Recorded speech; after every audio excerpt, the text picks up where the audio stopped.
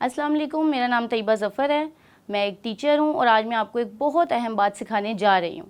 तो आइए हम सीखते हैं कि एग्ज़ाम में पेपर कैसे हल करना है। तो बच्चों, सबसे पहले मैं आपको ये बताऊँगी कि सिर्फ़ इल्म का होना ज़रूरी नहीं है, उसे बहुत अच्छे तरीके से पेश करना भी आना चाहिए। तो पेपर अटेम्प्ट करने से पहले जिन बातों का ख्याल रखना चाहिए, मैं आपको पहले वो बताऊँगी। सबसे पहले आप क्या करेंगे कि पेपर आपको मिल गया, आपने सबसे पहले बिस्मिल्लाहिर्रहमानिर्रहीम से शुरू करना है और दुआ पढ़नी है, रब्बे ज़िदनी इल्मा। ये दुआ आपके दिल को बहुत सुकून देगी।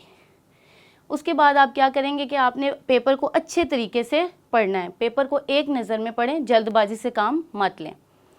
फिर आप देखेंगे कि आपको उनमें से कौन कौन से सवालात आते हैं। इस सबसे भी पहले जो काम आपने करना है वो ये है कि आपने अपना नाम, रोल नंबर दुरुस्त जगह पे बहुत ही ध्यान के साथ लिख लेना है। फिर आप देखेंगे कि आपको सबसे बेहतरीन या सबसे आसान सवाल कौन सा लग रहा है। सबसे पहले आप उस सवाल को अटेम्प्ट करेंगे। जितना पूछा जाएगा आपने कोशिश करनी है कि सिर्फ उतना जवाब दें।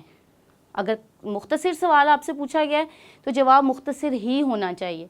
जहाँ पर तफसीलन बात पूछी गई है तो आप उसको अच्छे अल्फाज के चुनाव के साथ तफसील से लिखेंगे। जितने नकात कहे जाएंगे आपने उतने नकात लिखने हैं।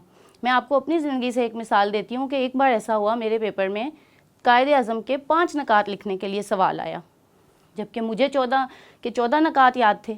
मैंने वो 14 के 14 नकात लिख लिए। वो 14 नकात लिखते हुए मुझे ये भी याद ना रहा कि पेपर का वक्त ख़त्म हो रहा था। अब ये हुआ कि बाकी के जो सवालात थे मुख्तसर 2 सवालात, टाइम ख़त्म हो गया, वो मेरे रह गए। अब आपने ये गलती नहीं करनी। आपको पेपर का टाइम मैनेज करना ज़रूर आना चाहिए। फ़र्ज़ करें आपका 40 मिनट का पेपर है, तो आप सबसे पहले क्या करेंगे कि 5 मिनट मरूज़ी के लिए रख लेंगे। 20 मिनट में आप लॉन्ग क्वेश्चंस करेंगे, सॉल्व करेंगे। 10 मिनट में आप शॉर्ट क्वेश्चन सॉल्व करेंगे। अब आखिरी 5 मिनट आपने पेपर को रिव्यू करने के लिए ज़रूर रखने हैं। पेपर के दौरान मिस्टेक्स हो जाती हैं। अब कुछ बच्चे क्या करते हैं कि उसको अच्छे तरीके से वर्ड को रिमूव करने के लिए काट काट के उसको लिख लेते हैं, लेकिन नो, आपने ऐसा हरगिज़ नहीं करना।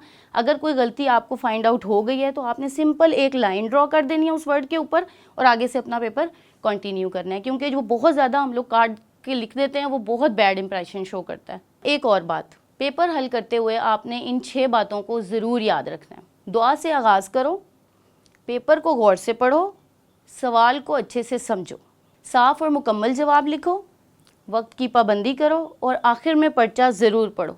अब जो सब बातें मैंने आपको बताई हैं वो आपने याद रखनी है। पेपर हल करने के दौरान ये सब बातें आपको याद होनी चाहिए। अल्लाह ताला आप सबके इल्म में इजाफ़ा फरमाए और ज़िंदगी के हर इम्तिहान में आपको कामयाबी अता करे। आमीन।